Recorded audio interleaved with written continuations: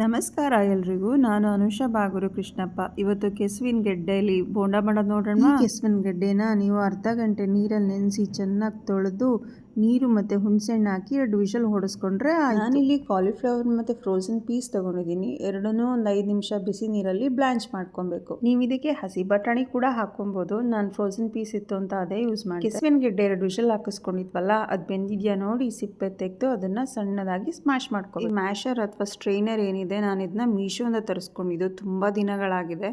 Link ಸಿಕ್ಕರೆ ಖಂಡಿತ share ಮಾಡ್ತೀನಿ. ನಂತರ ಇನ್ನೊಂದು ಬಾಣಲಿಗೆ ಸ್ವಲ್ಪ ಎಣ್ಣೆ ಹಾಕಿ ಅದಕ್ಕೆ ಸಾಸಿವೆ, ಜೀರಿಗೆ, ಹಿಂಗು, ಸಣ್ಣದಾಗಿ ಹೆಚ್ಚಿರೋ ಹಸಿಮೆಣಸಿನ್ಕಾಯಿ, ಕರಿಬೇವಿನ ಸೊಪ್ಪು, ಈರುಳ್ಳಿ ಹಾಕಿ ಅದನ್ನೆಲ್ಲ ಫ್ರೈ ಮಾಡಿ, ನಂತರ ಹೂಕೋಸು ಮತ್ತು ಬಟಾಣಿ ಬೇಯಿಸ್ಕೊಂಡಿದ್ವಲ್ಲ ಅದನ್ನು ಹಾಕಿ, ಆಮೇಲೆ ಬೇಯಿಸಿ ಸ್ಮ್ಯಾಶ್ ಮಾಡಿರೋ ಕೆಸುವಿನ ಗೆಡ್ಡೆ, ಅರಿಶಿಣದ ಪುಡಿ, ಉಪ್ಪು, ಕೊತ್ತಂಬರಿ ಸೊಪ್ಪು ಎಲ್ಲ ಹಾಕಿ ಚೆನ್ನಾಗಿ ಮುಗ್ಚೋದು. ಇದು ಸ್ವಲ್ಪ ವಾಯ ಅಂತ ನಾನು ಶುಂಠಿ ಕೂಡ ಹಾಕೊಂಡಿದ್ದೀನಿ. ಅದು ಟೋಟಲಿ ಆಪ್ಷನಲ್. ಸ್ಟಫಿಂಗ್ ಸ್ವಲ್ಪ ಆರಿದ್ಮೇಲೆ ಅದನ್ನ ಉಂಡೆ ಮಾಡಿ ಪಕ್ಕಕ್ಕೆ. ಈ ಕೆಸುವಿನ ಗೆಡ್ಡೆ ಸ್ವಲ್ಪ ಲೊಳೆ, ಸೊ ನಿಮಗೆ ಉಂಡೆ ಕಟ್ಟಕ್ಕೆ ಬರಲಿಲ್ಲ ಅಂದ್ರೆ ಕೈನ ಒದ್ದೆ ಮಾಡ್ಕೊಂಡು ಉಂಡೆ ಕಟ್ಟಿದ್ರೆ ಬರುತ್ತೆ. ನಂತರ ಬ್ಯಾಟರ್ ರೆಡಿ ಮಾಡ್ಕೊಳ್ಳೋಣ. ಈಗ ಬ್ಯಾಟರ್ಗೆ 1 ಕಪ್ ಕಡಲೆ ಹಿಟ್ಟು, 1 ಸ್ಪೂನ್ ಅಕ್ಕಿ ಹಿಟ್ಟು, ಒಂಚೂರು ಸೋಡಾ, ಹಿಂಗು, ಅರಿಶಿಣದ ಪುಡಿ, ಉಪ್ಪು, ಖಾರದ ಪುಡಿ. ಇನ್ನ ಕ್ರಿಸ್ಪಿ ಬೇಕು ಅಂದರೆ ಸ್ವಲ್ಪ ಬಿಸಿ ಎಣ್ಣೆ ಹಾಕಿದ್ರೆ ಕ್ರಿಸ್ಪಿ ಬೋಂಡ ಬರುತ್ತೆ. ಬೋಂಡದ ಹಿಟ್ಟು ತುಂಬ ಗಟ್ಟಿನೂ ಇರಬಾರ್ದು, ತುಂಬ ತೆಳುನೂ ಇರಬಾರ್ದು. ಸ್ವಲ್ಪ ನೀರು ಹಾಕೊಂಡು ಕಲಿಸ್ಬೇಕು. ನೀವು ಹಿಟ್ಟನ್ನ ಮೇಲೆ ಎತ್ತಿ ಕೆಳಗೆ ಹಾಕಿದ್ರೆ ಅದು ಫ್ರೀ ಫ್ಲೋಯಿಂಗ್ ಇರಬೇಕು, ರಿಬ್ಬನ್ ಥರ.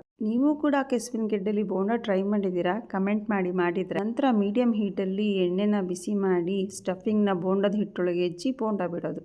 ಕೆದಕ್ತಾ ಬೇಯಿಸಿದ್ರೆ ಬೋಂಡ ರೆಡಿ. ಇದಕ್ಕೆ ಕಡಲೆ ಚಟ್ನಿ ಅಥವಾ ಹಸಿ ಖಾರ, ಅದೇ ಹೇಳಿದ್ನಲ್ಲ, ಹಸಿಮೆಣಸಿನ್ಕಾಯಿ ಮತ್ತು ಬೆಳ್ಳುಳ್ಳಿ ಎರಡನ್ನೂ ರುಬ್ಬಿಟ್ಕೊಂಡಿರ್ತೀನಿ ಅಂತ, ಆ ಖಾರ ಮಸ್ತ್ ಕಾಂಬಿನೇಷನ್ ಅದಕ್ಕೆ. ಇದೇ ಥರ ನೀವು ಆಲೂಗೆಡ್ಡೆ ಮತ್ತು ಗೆಣಸು, ಸುವರ್ಣಗೆಡ್ಡೆ 3ರಲ್ಲೂ ಕೂಡ ಮಾಡ್ಕೊಬೋದು ಬೋಂಡನ.